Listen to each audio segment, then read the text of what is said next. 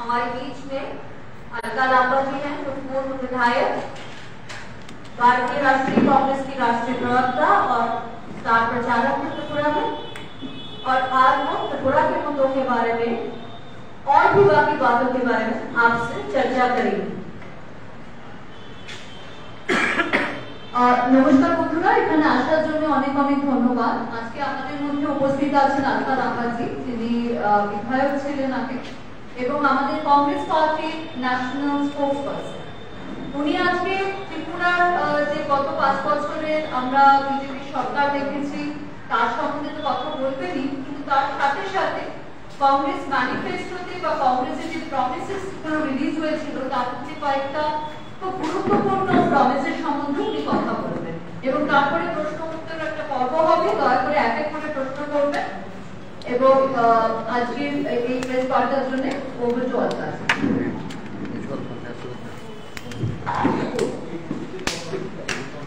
आप सभी पत्रकार साथियों को मेरा नमस्कार। त्रिपुरा के अगरतला में स्थित कांग्रेस भवन में आप सभी पत्रकार साथियों का मैं स्वागत करती हूँ। आज 12 फरवरी का दिन है, मात्र 2 दिन रह गए हैं, चुनाव प्रचार थम जाएगा 14 तारीख को।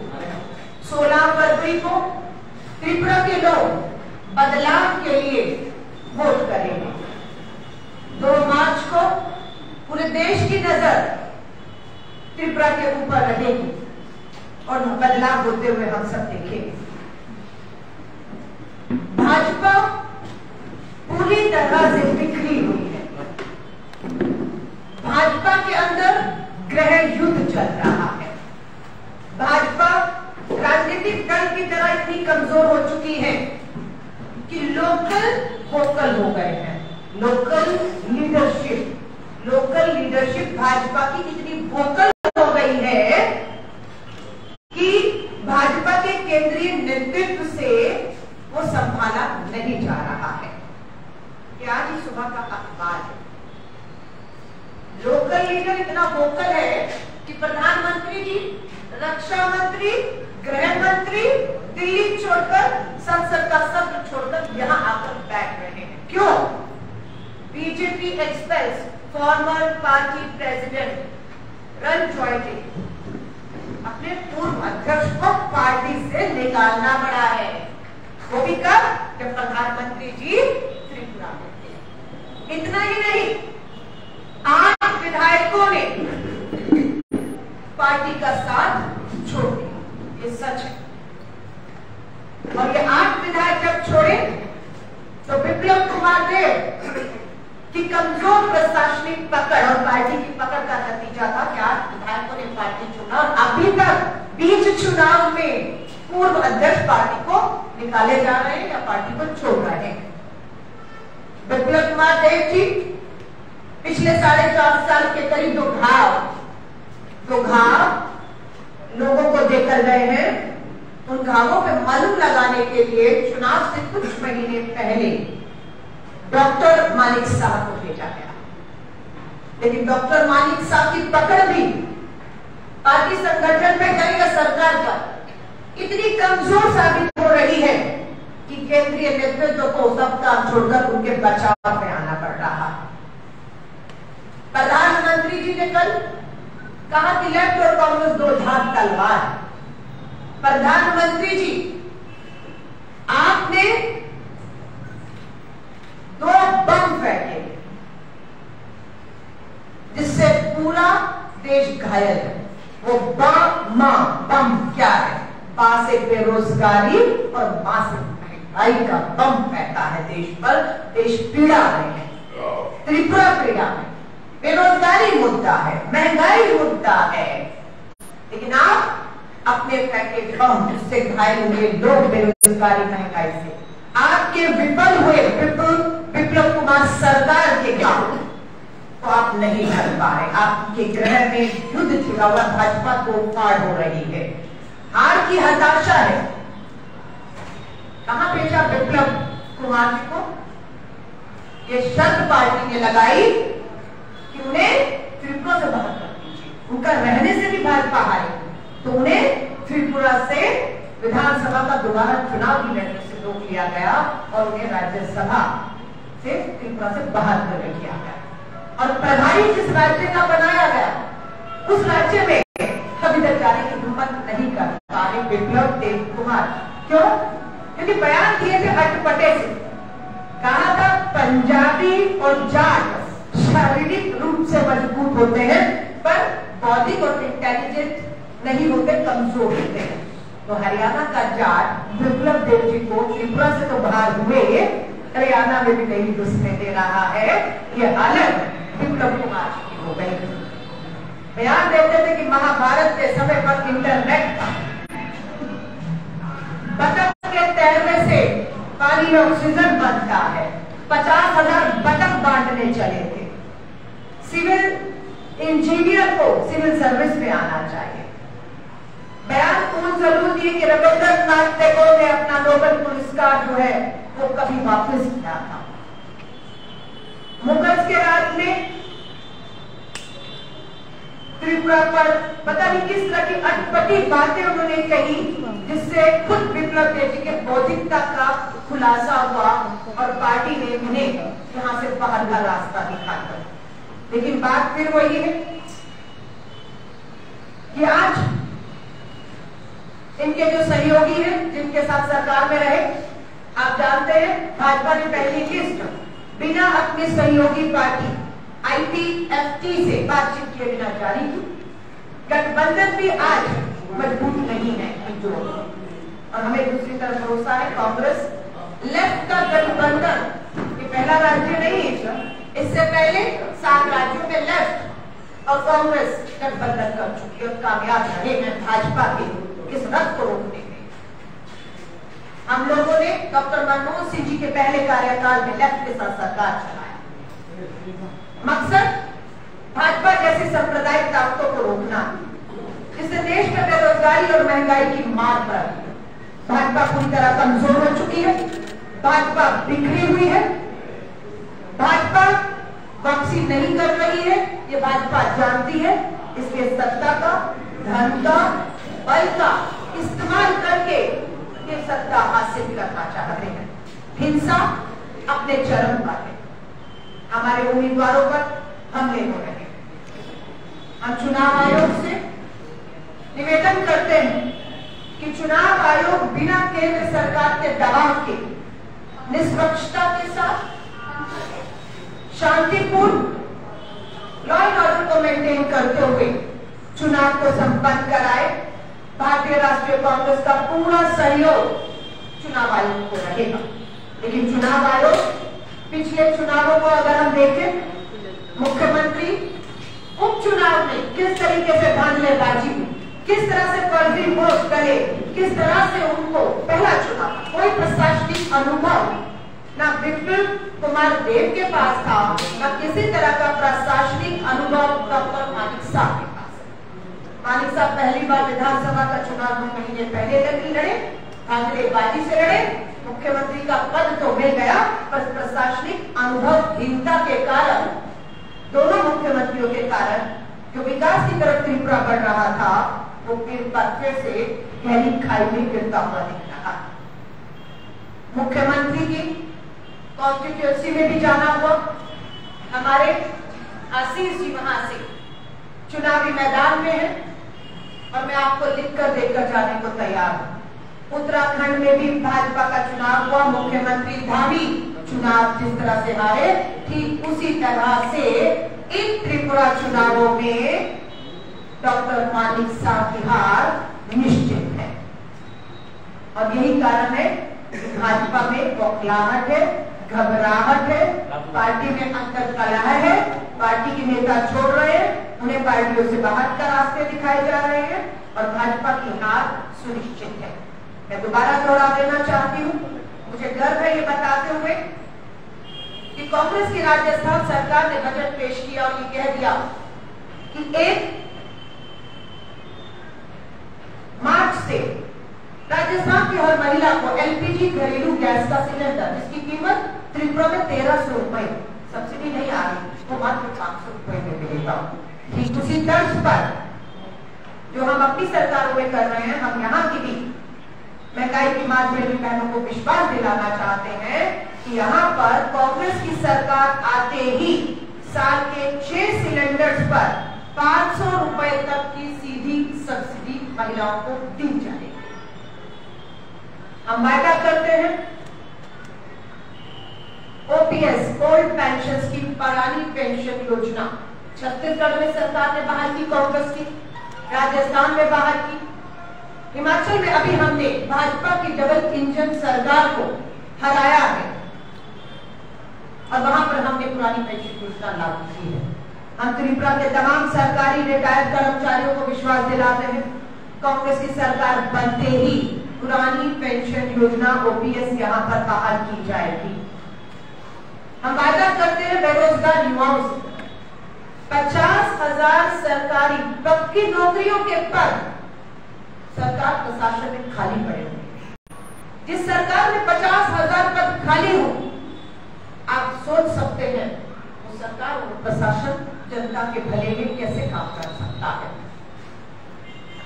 सो हमारा यह वायदा है कि हम 50,000 युवाओं को जो ये सरकारी पक्की नौकरी के पद है उन्हें 5 साल में भरकर उनका हक उन्हें देंगे। जो सरकारी नौकरी नहीं चाहते उन युवाओं का क्या होगा? जिनकी क्वालिफिकेशन अगर नहीं है लेकिन क्षमता है, उन सभी युवाओं को 5 लाख रुपए तक का बिना ब्याज का हम ऋण देंगे ताकि वो अपना छोटा मोटा काम करके शुरू कर सके। महंगाई से राहत के लिए हर घर को 125 यूनिट बिजली हर महीने कांग्रेस की संयुक्त सरकार, गठबंधन सरकार मुफ्त देगी। 150 यूनिट बिजली का कोई बिल नहीं आएगा। हमारी 400 से अधिक बहनें, बेटियां यहाँ पर बलात्कार की शिकार हुई है, हिंसा की शिकार हुई है, कानून कोर्ट के चक्कर काट रही है, फास्ट ट्रैक कोर्ट नहीं है, कानूनी मदद नहीं है, आर्थिक मदद नहीं मिल रही।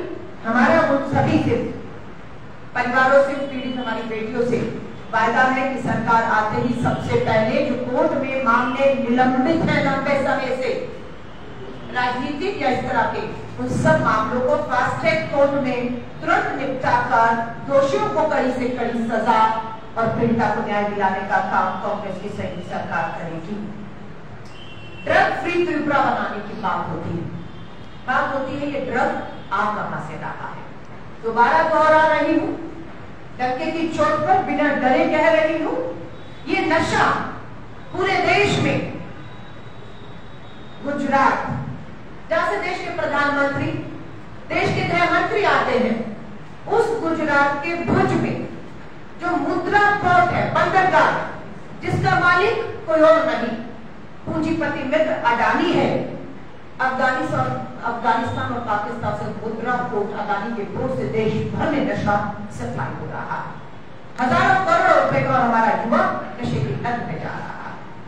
हम त्रिपुरा को नशा मुक्त बनाएंगे, युवाओं को रोजगार देने की हम बात करते हैं और इन्हीं सब चीजों के साथ हम पूरे विश्वास के साथ कह रहे हैं कि कांग्रेस गठबंधन की सरकार ठीक जिस तरह से उत्तराखंड के भी चुनाव में मुख्यमंत्री को हराया यहाँ हराएंगे, जिस तरह हिमाचल में डबल इंजन की सरकार को हराकर कांग्रेस ने अपनी सरकार बनाई, उसी तर्ज पे यहाँ पर हम गठबंधन की सरकार 2 मार्च को बनाने जा रहे हैं। भाजपा बौखलाहट में हमें मालूम है। मैं जिक्र करना चाहूंगी, जब मैं एनएसयूआई की राष्ट्रीय अध्यक्ष थी 1998-1999 में, मुजिबुर इस्लाम मेरे एनएसयूआई की यहाँ के अध्यक्ष थे। आज मेरा दशकों बाद आना हुआ, पूछा एनएसयूआई का वो युवा जो त्रिपुरा की लड़ाई लड़ रहा था, मुजिबुर इस्लाम वो कहाँ है? पता लगा इसी सरकार के तहत 2 साल पहले उसकी हत्या कर दी। आज दुख है कि मेरा वो साथी जिन्हें मैं उम्मीद कर रही थी कि मेरे साथ बैठे होंगे, आज वो नहीं है। और ये एक नहीं, ऐसे अनेकों हैं जो भाजपा के पिछले 5 साल में जो हिंसा हुई उसने अपनी जानों को गंवाया है। मैं इस प्रेस वार्ता के बाद मुजिबुर इस्लाम के घर जा रही हूँ। उनकी धर्मपत्नी, उनके बच्चों से मिलूंगी, और जितने भी लोग इस हिंसा में अपनी जान गंवाई है, हम उस सभी परिवारों के जिम्मेदारी हम लेंगे, क्योंकि वो लोकतंत्र की लड़ाई को लड़े थे, वो लोगों के हक अधिकारों की लड़ाई को लड़े थे, और उनकी जबान को हिंसा से इस गोसेवादी पार्टी के नेताओं ने जो है वो बंद कर दिया। लेकिन वो आवाजें आज भी मेरे और हमारे जो लोग बैठे हैं, आप जैसे पत्रकार साथियों के माध्यम से आज भी खामोश नहीं कर पाए। हम उम्मीद करते हैं, बधाई और शुभकामनाएं देना चाहती हूँ त्रिपुरा के लोगों को। निवेदन करूंगी 16 फरवरी को घरों से जरूर निकलिएगा, बदलाव के लिए निकलिएगा, चुनाव में हिस्सा लीजिएगा। और आज मेरा चौथा 5वां दिन है त्रिपुरा के अंदर। जिस कोने पर जनसभाएं की, वहां पर लोग बिल्कुल बदलाव की तरफ इंतजार कर रहे हैं। जैसे मैंने आपको बताया, भाजपा की नाव को डूबने से अब कोई बचा नहीं सकता। भाजपा की उल्टी गिनती इन्हीं साल हुए हिमाचल के चुनावों से शुरू हो चुकी है। दूसरी बड़ी हार का सामना भाजपा को त्रिपुरा में करना पड़ेगा। ये मैं आपको 2 तारीख को साबित कर देंगे हम लोग। और इसी के बाद दक्षिण भारत में अगले महीने कर्नाटका के चुनाव है, वहां पर भी भाजपा की डबल इंजन की सरकार, कमीशन और सरकार उन्हें मुंह आ करेंगे। मध्य प्रदेश हम वापसी करेंगे, राजस्थान, छत्तीसगढ़ में, तेलंगाना में ये राज्य 2024 का कहा जा सकता है कि एक मिनी इलेक्शन है देश का 2 राज्यों का, जिसमें भाजपा की उल्टी गिनती शुरू हो चुकी है। मैं सभी लोगों को कहूंगी, चुनाव में हिस्सा लें, बदलाव के लिए वोट करें। भाजपा की हार को कोई अब नहीं रोक सकता। पूर्ण बहुमत की स्थिर सरकार लेफ्ट और कांग्रेस गठबंधन की 2 मार्च को बनने जा रही है। पत्रकार साथियों का धन्यवाद करते हुए आपके सवालों का स्वागत है।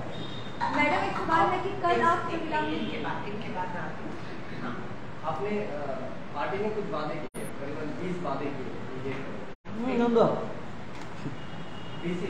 एक सेकंड कैसे मुझे लग रहा है, एक सेकंड मैं चेक करूं आपके लिए मैं। हाँ 20